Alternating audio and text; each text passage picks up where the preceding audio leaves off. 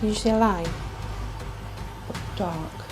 Oh my god! I'm not leaving. Get out of here. Tonight, we look at 6 disturbing camping encounters caught on camera. Real moments, real danger. Don't forget to subscribe for more terrifying footage like this. Let's begin. Beast Runners is a YouTube channel typically known for its tranquil, immersive hiking content, inviting viewers to slow down and appreciate the untouched beauty of mountain landscapes. But this particular video took a drastically different turn.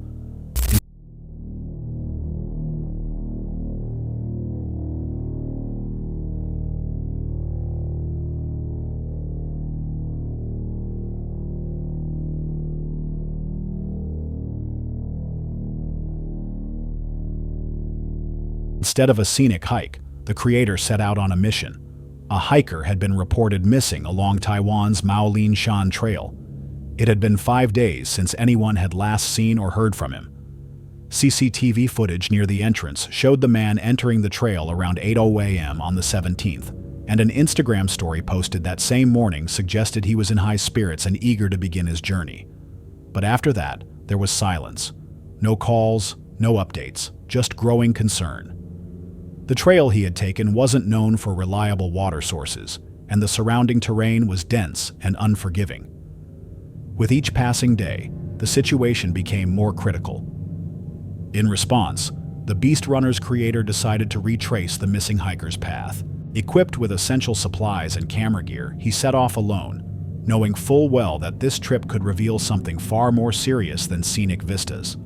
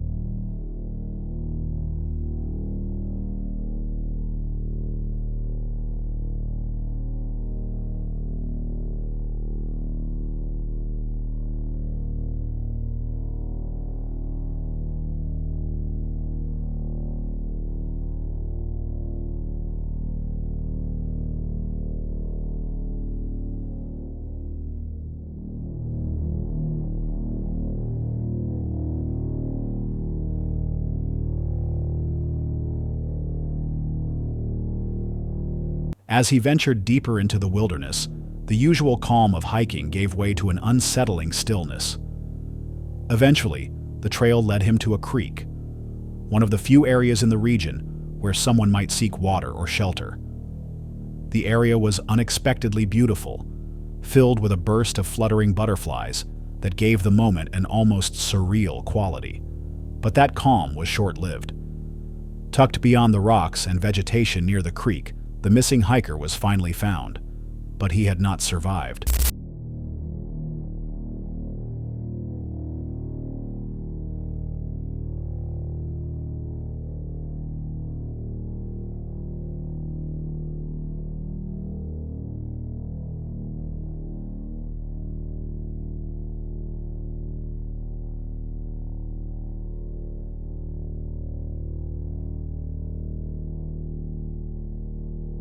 What followed was a delicate and sobering process.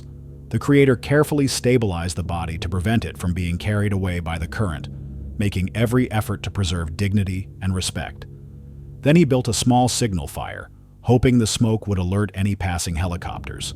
GPS coordinates were sent to authorities immediately, but due to difficult terrain and timing, rescue teams couldn't arrive until 11:00 a.m. the following day.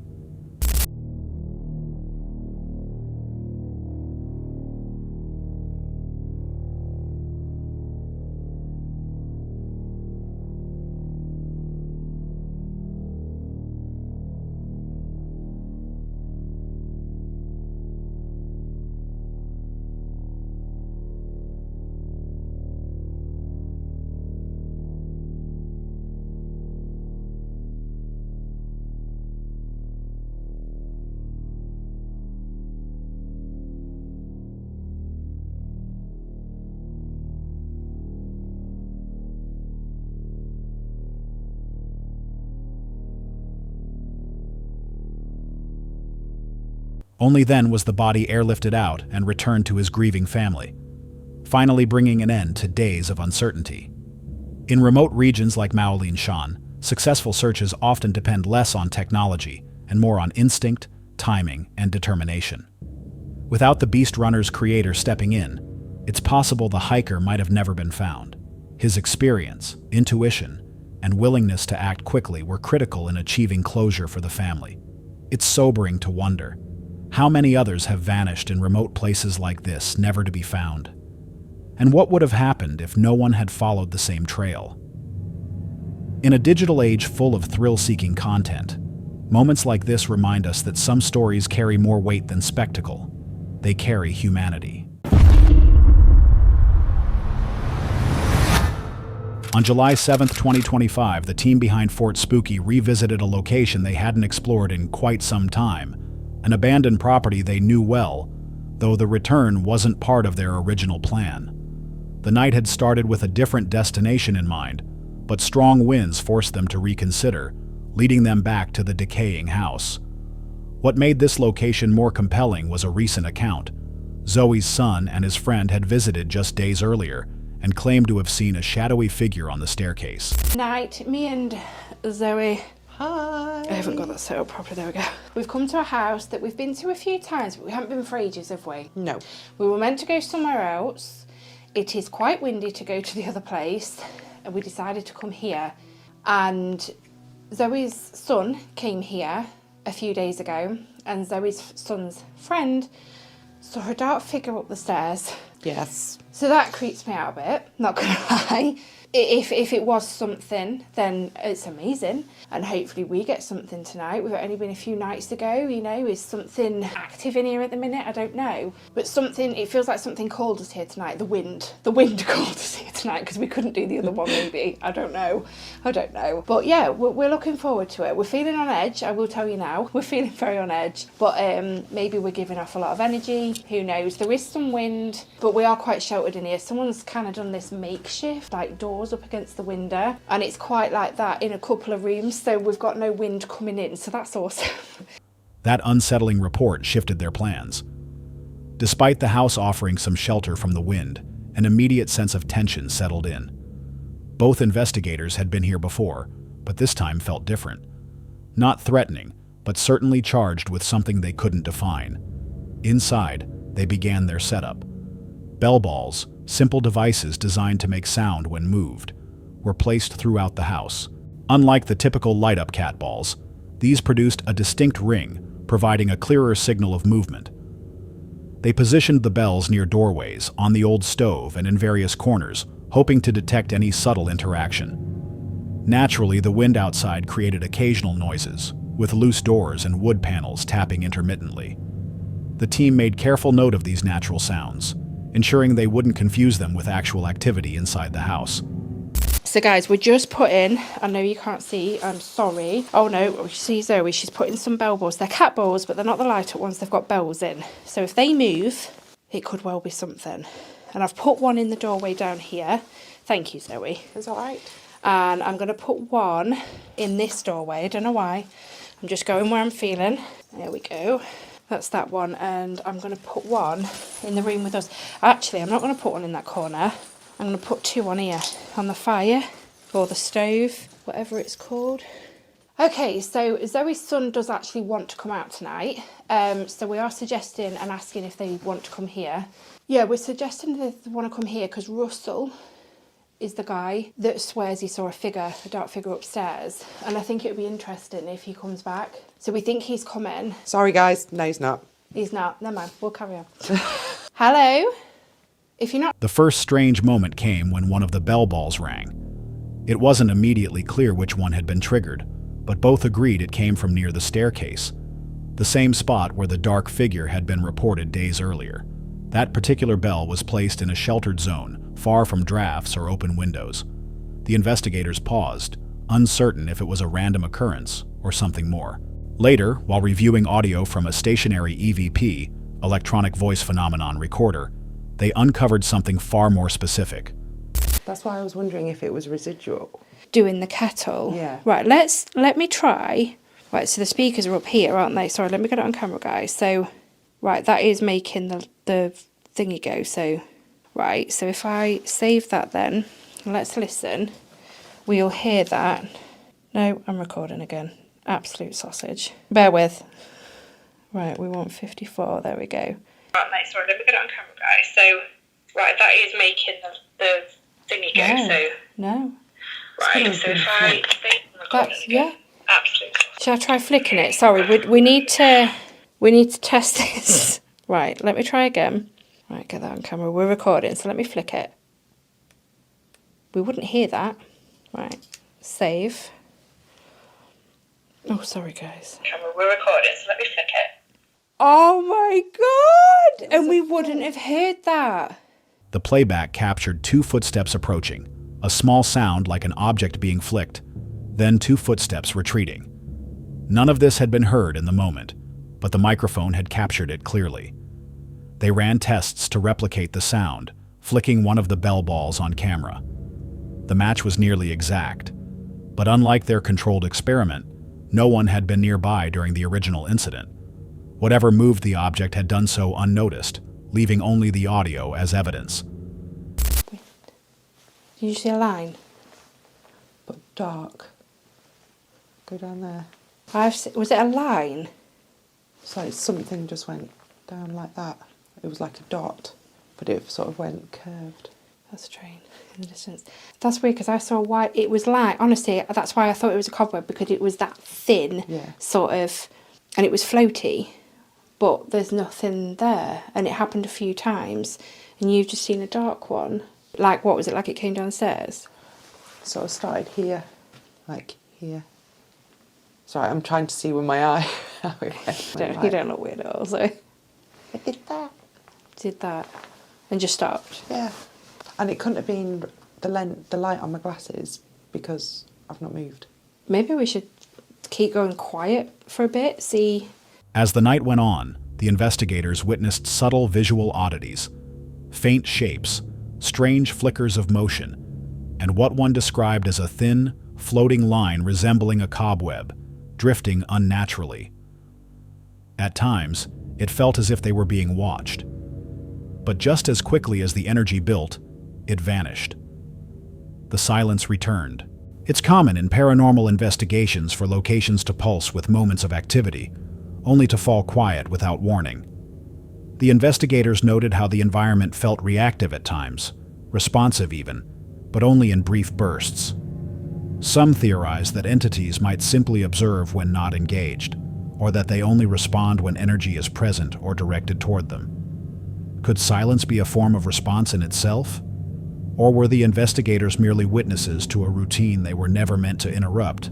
The house didn't offer concrete answers, but the combination of sound, subtle visuals, and unease was enough to leave an impression. If you're still watching, comment the hidden word, horror.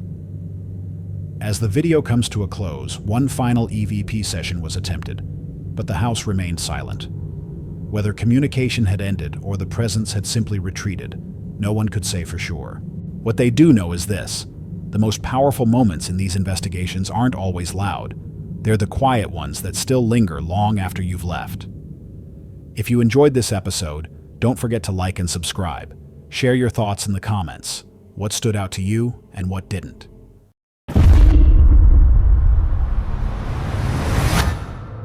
This clip comes from a channel called Hunt Your Way, which focuses on rural property protection, off-grid living, and DIY approaches to security.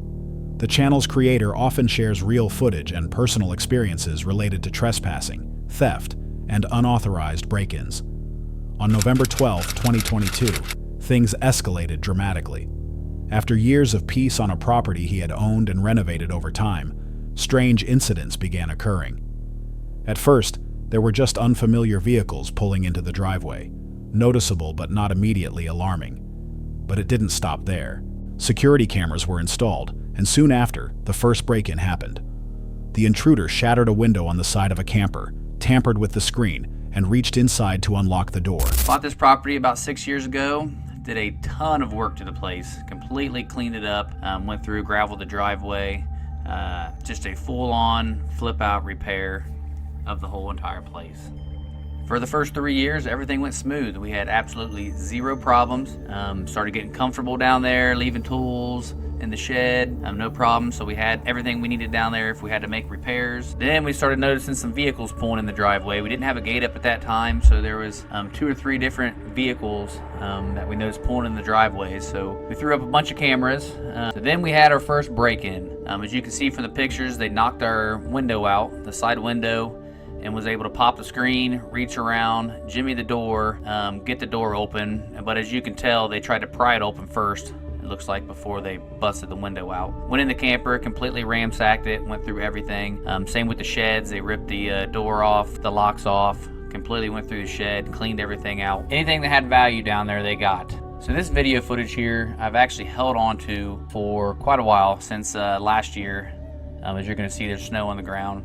I had the sheriffs come out. They took a report, gathered up evidence, and that was pretty much about the last that I heard from them.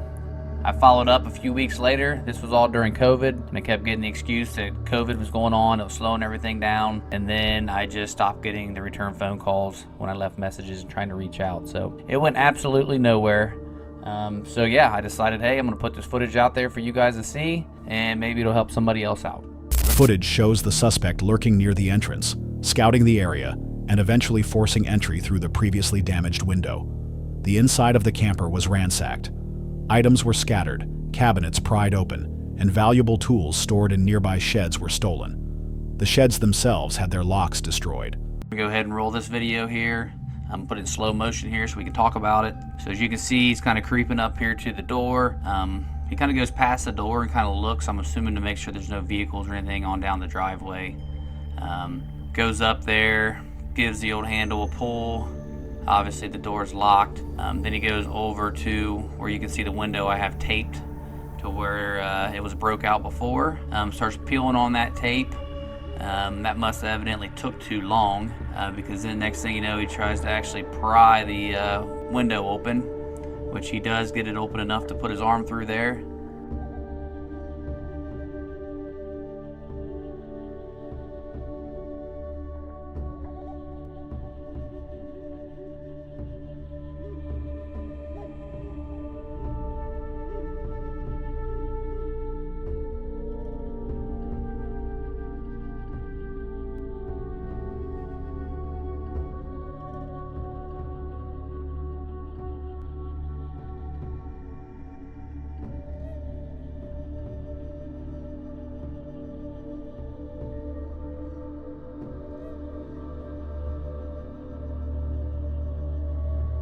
And I have put the screen back in there at this time, so you can see there he actually pops that screen out of the way, reaches around there to the door handle, and he's able to get that door unlatched.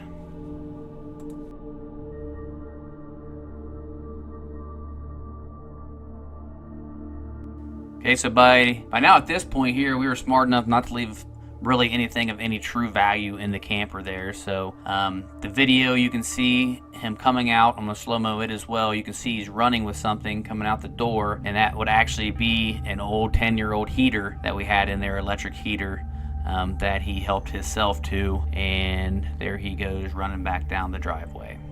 The property owner reported the break-in to the local sheriff, submitted evidence, and waited. But updates were sparse, excuses centered around pandemic delays, and eventually, the communication ceased entirely. Months later, the suspect returned. This time, something was left behind. Inside the camper, the intruder dropped a knife. The property owner promptly contacted law enforcement, who collected the weapon and assured him it would be tested for fingerprints. He believed he already knew the suspect, someone with a criminal record whose prints should already be in the system. All right, guys, so after that break-in there of getting the video, set everything back up, camera-wise, fixed the window, retaped it, I guess I should say, and headed back up north, and ended up coming back down 2 weeks later, and this is what we found. Unfortunately, the batteries were just too cold, evidently. Didn't get any recording of it, but this is what I walked into. All right, hey, we just got back down to the property. Pulled in the driveway here, it's all ice. Got the car stuck, that's gonna be fun, but come down here to do a few things. We'll talk about that here soon, but as you can see, our thief's been back. He pulled up the tape there, and I've already actually went in the camper, and look, he left something this time. Left his knife. So, as soon as I get out of here, I'm gonna go call the sheriff, see if he can come down. I really hope they're gonna fingerprint this knife, because that's all we need to catch this guy, and I believe I know who it is, and I believe he's already in the court system, and he should already have his fingerprints on file, so all they gotta do is get a print from that. It'd be pretty simple to match up, so let's hope they go the extra mile for me and get that thing fingerprinted, and we can get this guy. So stay tuned. Stay tuned. All right, I'm gonna finish up this video with this. I wish I could tell you that the sheriff department did their job, ran these fingerprints on this knife like they said they would when they came out. He put his rubber gloves on, got his bag, took the knife, did all that, said it was going to be ran to contact them, and I contacted them numerous times. Spoke with the secretary, left multiple messages, and the only time I got somebody to call me back was that they were so backed up with COVID that it basically didn't have time to handle this. So, and that was the end of it. That was the last call I got. So I'm putting all this out to you guys. Maybe you guys know some information, but But weeks passed. No updates, no fingerprint results, just more silence. Despite multiple calls and messages, the case went cold. Authorities blamed a backlog and moved on. The knife, potentially a crucial piece of evidence, was never followed up on. It's frustrating to watch how easily a case like this can slip through the cracks. If the suspect had a record, why wasn't the print matched? Was this just another break-in, or was there something more sinister? One detail stands out. Why would someone bring a knife to a burglary unless they anticipated confrontation? Was the intruder ready to use it, or was it just a tool? Either way, the presence of a weapon shifts this from property crime into something far more threatening. So here's the question. What would have happened if the owner had been home that night? And more importantly, how many more times will this intruder strike before someone finally takes it seriously? Stay tuned. There's more to come. Hold on a sec. If you're enjoying this so far, make sure to hit that subscribe button. Let's continue.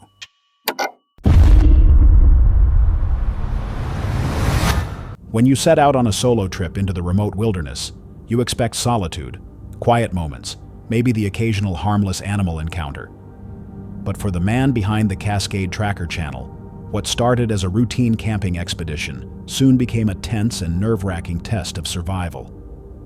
Deep in the backcountry, he was preparing for a night under the stars when an unexpected visitor appeared. So, the bear sighting, my main concern is that he doesn't come back here. You know, it's gonna be dark soon. I'll be in this flimsy tent. Okay, so my very best protection, and I don't even know if it would work or not, would be squirting out this ethanol as a flame. Okay, so I'm gonna prepare that with a lighter and this bottle inside. Second, my camera here has a light on it, so I can have a light if I need it. And I put the fully charged battery in the camera. And other than that, my backpack was hanging on this motorcycle. And so now it's gonna be in here with me, because bear could easily grab that and take off into the woods if it smelled like some food or something, you know. And that's all I can do. I walked over there because I didn't hear it go very far into the forest. I saw him run, and then he went up left onto the hillside and was snorting. A black bear wandered directly into his campsite, forcing him into a situation where instinct and improvisation became his only defenses. Come on. I'm not leaving. Get out of here.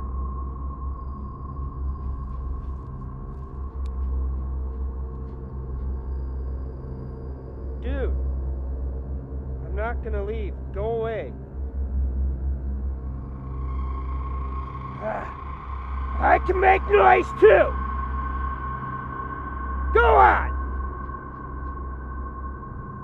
I knew it. Listening to me from right over there. And he's just somewhere up on this slope. Come on.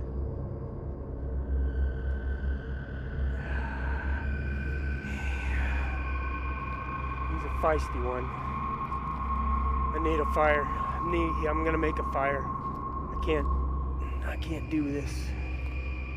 It's gonna get late and dark and he's gonna be around. He's still up there. I didn't hear him leave. It's probably gonna be a long night. Here's one thing.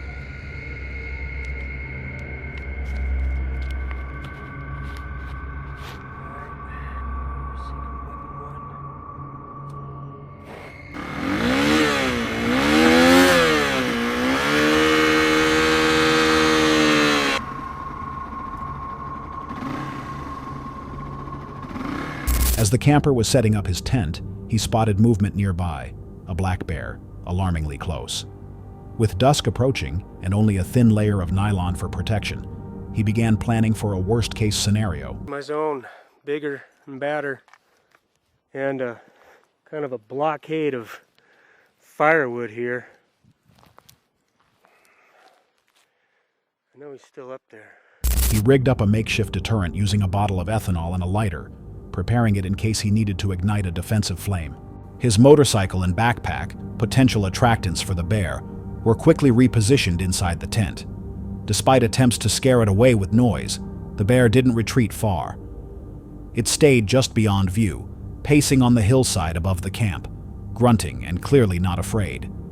The man, aware that help was miles away, built a ring of logs around his fire and gathered more branches as improvised weapons. As night fell, the tension didn't ease. The sounds of movement in the trees returned again and again.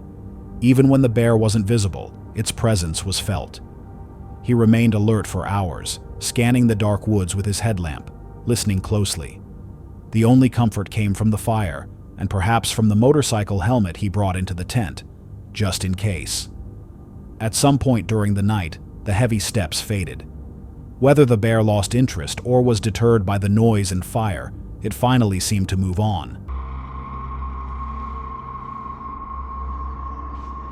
I'm looking forward to that coffee. The bear didn't come back last night. And I took every precaution I could to protect myself in case he did. I think the smartest thing for me was that I brought my helmet into my tent to put it on in case he attacked. I think mostly the guy was curious. You know, this is probably a familiar place for him, and not too many people come back here. I didn't see I did see animal signs farther down the road, looked like old bobcat poop. Nothing else. No deer signs, no bear signs, no big cat signs. So what I did was just centered myself around this fire for 2 or 3 hours and just listened. Listened to see if this guy's still around and moving about. I heard 2 sounds. First one up this way, pretty far back, a good 50 yards, maybe even more. And then another sound this way. This wasn't a random encounter. The man speculated that the bear may have known the area well. Perhaps it had wandered into campsites before. Its behavior wasn't overly aggressive, but it was bold. In areas with little human activity, animals can become unusually curious, even territorial. It's also possible the bear associated the campsite with food, especially if others had previously left behind scraps. The camper's decision to stay visible, make noise, and maintain a fire may have been exactly what prevented escalation. In the end, the forest was silent once again by morning. But the night was a stark reminder of how quickly nature can shift from peaceful to perilous. Alone, with only his gear and his wits, this man managed to avoid disaster. Would you have stayed through the night, or packed up and left at the first sign of danger? The next chilling entry comes from Sarah Shamblin, a solo female van lifer traveling across the United States with her dog, Toby.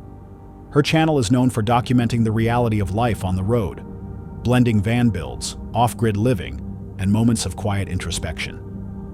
On September 17, 2023, Sarah set up camp alone in a remote location. What began as a peaceful evening of self-care quickly took a turn for the unsettling. She was winding down for the night, watching a show inside her van while whitening her teeth and enjoying the solitude that solo camping can offer. Her routine was calm, uneventful, until the headlights of an unfamiliar vehicle cut through the darkness behind her van.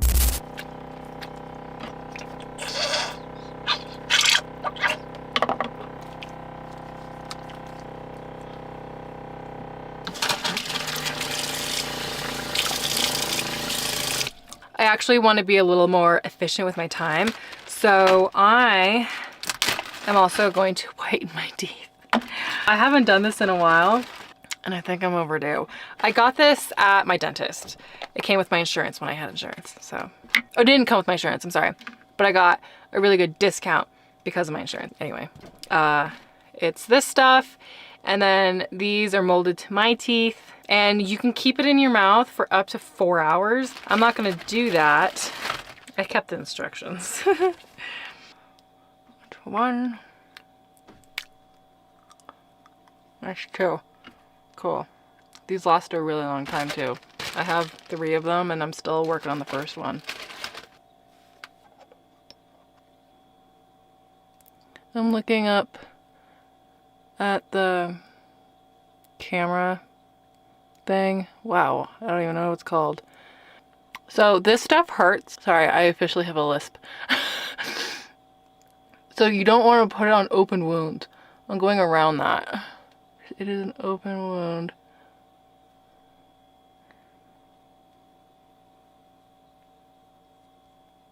And now we wait. I'm gonna continue watching Pretty Little Liars. I'll be right back. 2 individuals had pulled up directly behind her, trying to occupy part of her sight.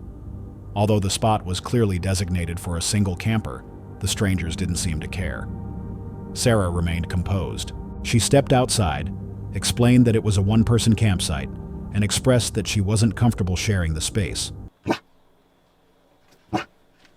Somebody just parked behind me. Hey guys. Sorry, my dog's not very friendly. This is a single campsite. Are you planning on camping here? Yeah. I mean, it's, yeah, this is site 2.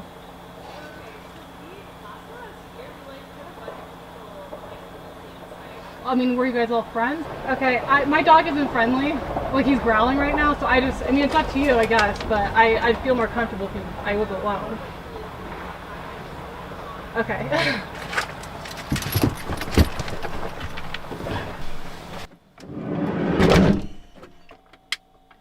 Okay, they're leaving. Oh my goodness. I can pull the Toby's not friendly card, and I love that he does growl. They're gone now. She said, I'm not sure if you heard this part.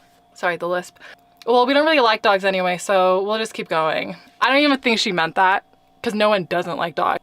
You like dogs. I know you like dogs. You like unfriendly dogs. That's fair.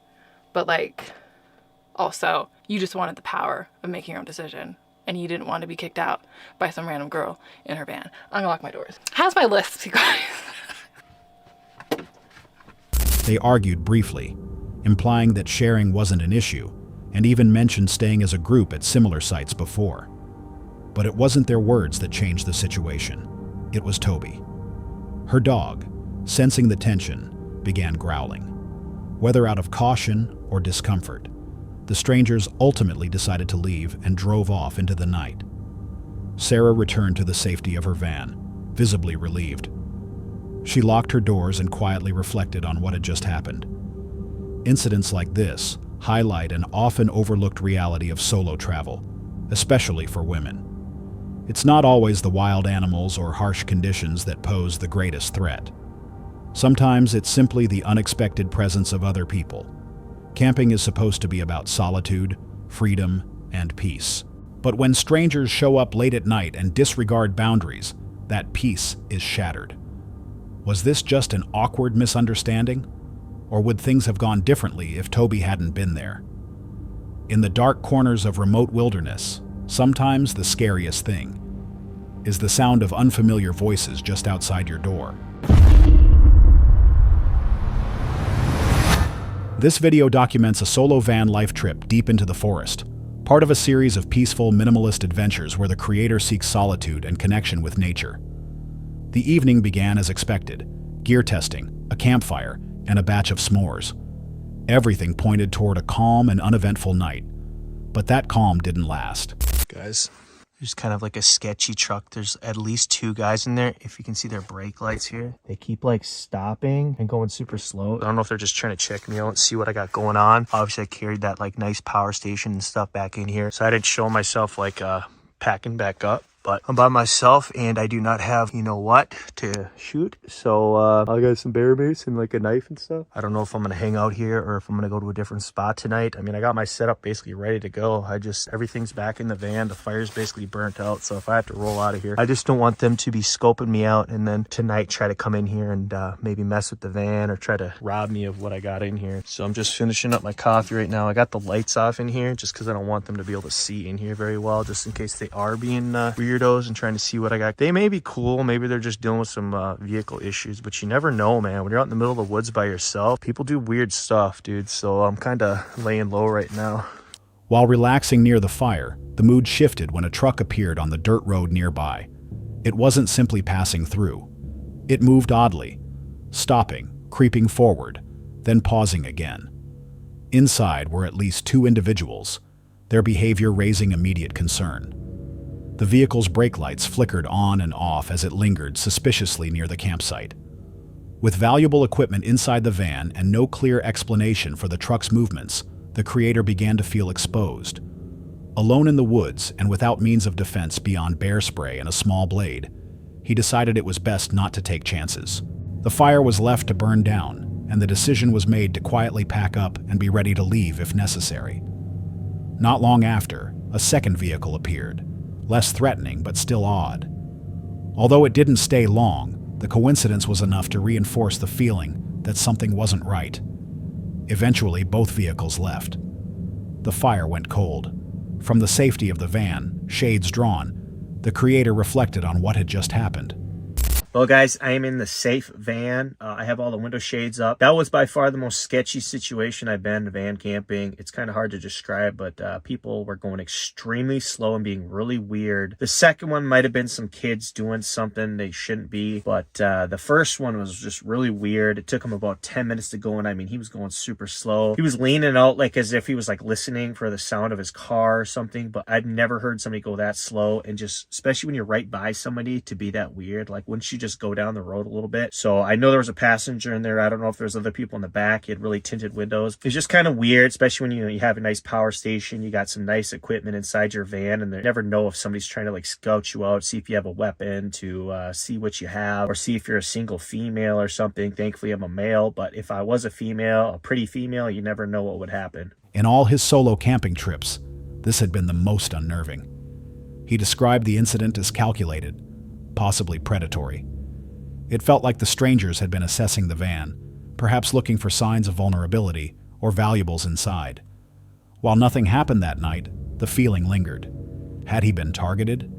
Was the appearance of both vehicles part of something more coordinated? The timing and behavior of the first vehicle suggested more than casual curiosity. Out in the wilderness, such slow, deliberate movements near a lone camper don't usually signal good intentions. The possibility that the travelers were scouting the area, either to rob, intimidate, or worse, can't be dismissed. The second car might have been unrelated, but its arrival shortly after raises further questions. Was this simply an eerie coincidence? Or had someone already noticed the camper earlier and returned with backup? When you're alone in the woods, miles from help, even the smallest misread situation can turn deadly. And for those traveling solo, especially women, encounters like this could take a far more dangerous turn. That's all for tonight's video. Which encounter gave you chills? Let us know in the comments below. Got your own experience? We want to hear it. And whatever you do, don't miss what's coming next.